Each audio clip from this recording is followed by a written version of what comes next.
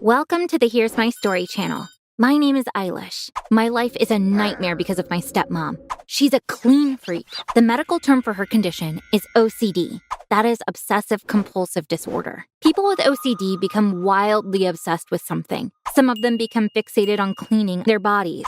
They wash their hands 1,000 times a day. They shower 100 times. Some people with OCD clean their houses in a compulsive manner. That, unfortunately, is exactly what my stepmom is obsessed with.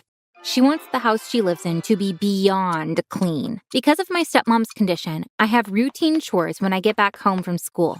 They're all about cleaning. Every day, I mop the floors. Then I wipe down the walls. For each room, I use different scented cleaning solutions. When my stepmom comes home from work, she checks every spot I cleaned one by one. She sniffs around to see if I used the correct cleaning solution. If she sees a tiny speck of dirt, she wants me to clean the whole house again. So I get really stressed during these routine checks. If she can't see any issues, she says, "Even though you are no good, you did everything just like I wanted you to. But this is not all you. You can only do this because I trained you so well. Otherwise, you could never pull it off on your own."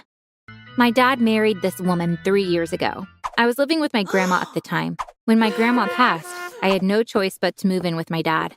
One day, my dad said to me, "I can't take care of you on my own. I have to get married for your sake. You need a mother." I disagreed. "I'm not a kid anymore.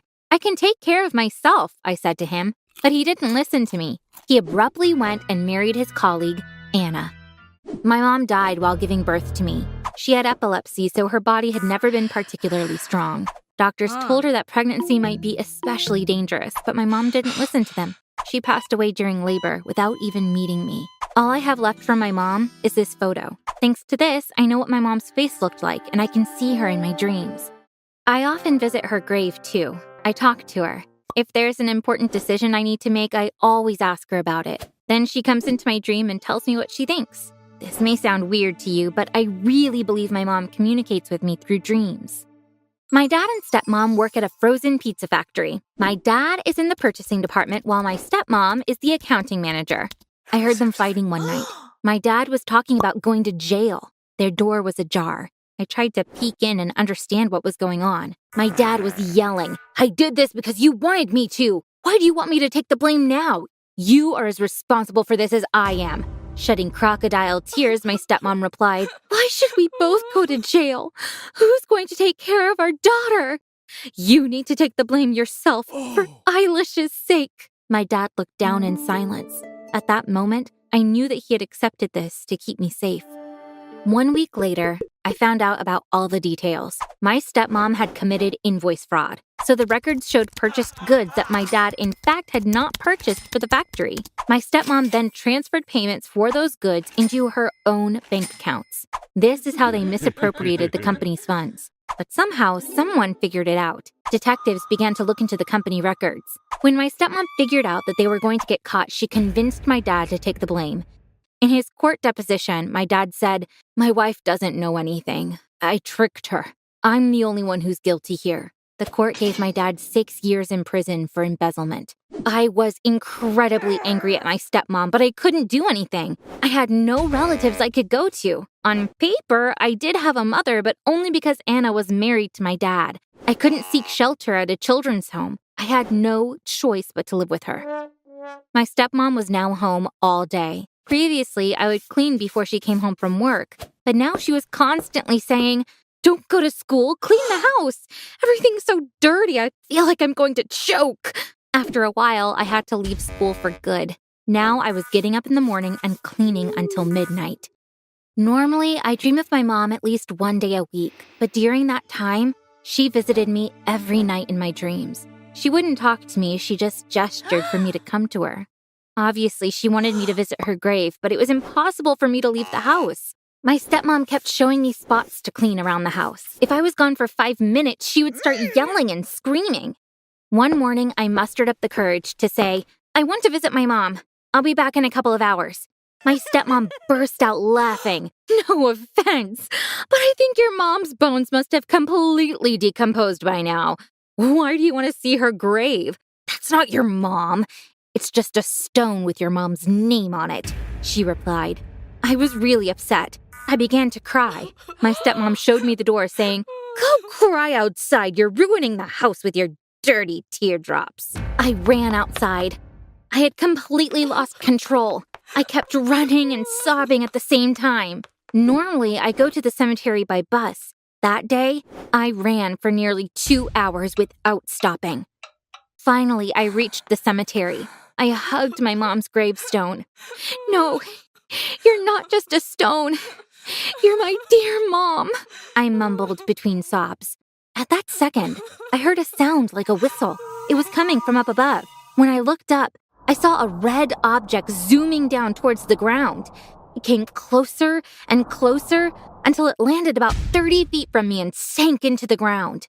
A hole had formed at that spot, and smoke was coming out of it. As I walked closer, I realized that it was the heat that made the object seem red to me. As it cooled down, it turned into a green rock.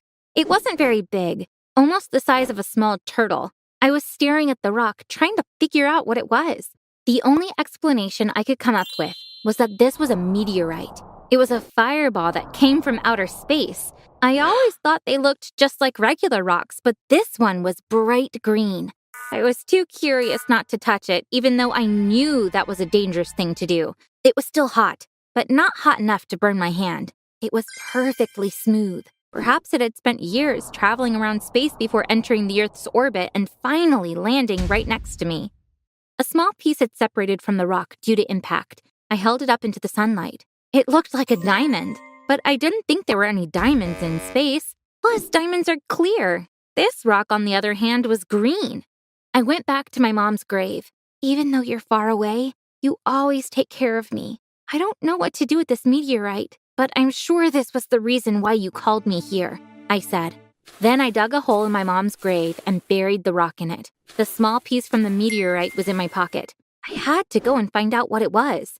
I could look it up online, but I'd left my phone at home. How was I going to go and get it back when my stepmom was at home? I had an idea. I picked up some dirt from my mom's grave and filled my pockets. When I came home, my stepmom leapt to her feet. Her eyes flashed with anger. "You went to see your mom's bones, didn't you? Didn't I tell you not to go?" she screamed. Without saying anything, I took out some dirt from my pocket and sprinkled it on the floor. She looked around bewildered. "What are you doing? Stop ruining my house!" she yelled. I ran into the kitchen. I threw a handful of soil up in the air. I did the same in all the other rooms and finished all the soil that I took from my mom's grave.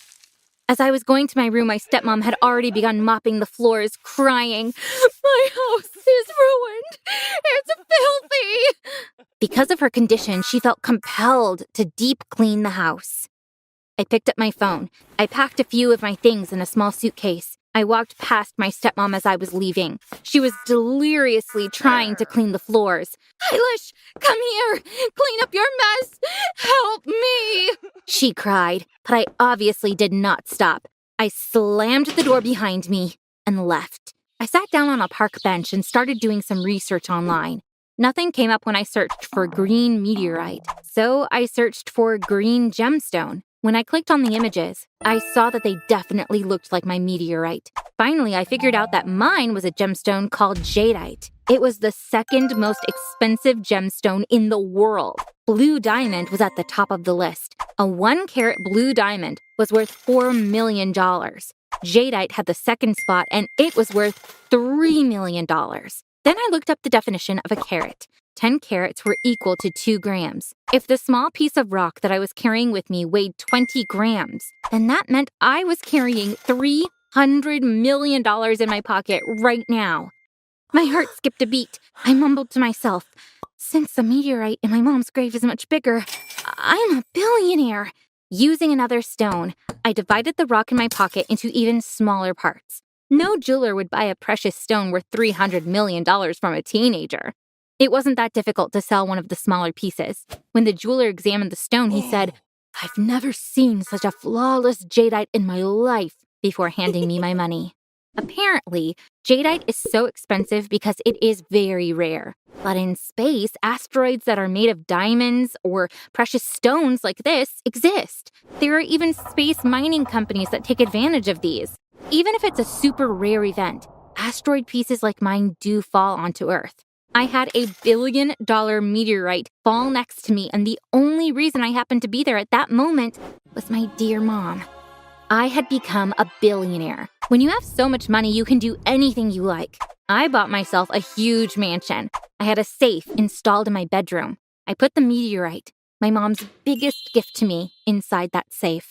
Now I simply cut off a piece of it whenever I need money. With one of those pieces, I bought the frozen pizza factory that my dad and my mom used to work at. As the owner of the factory, I withdrew all the allegations towards my dad. I hired a great team of lawyers and pretty soon got my dad out of prison. My dad and I live together now. I haven't seen my stepmom since. My dad went to her house to get the divorce papers signed. He said nothing had changed in regard to her condition, but now she had to do all the cleaning herself since I wasn't around anymore. She said some horrible things about me at first. When she found out that I was a billionaire, her attitude suddenly shifted. I will get help. Bring our beautiful daughter home. Let's be a happy family again, she begged. My dad would have none of it. You ruined my life. Thankfully, my daughter saved me from prison.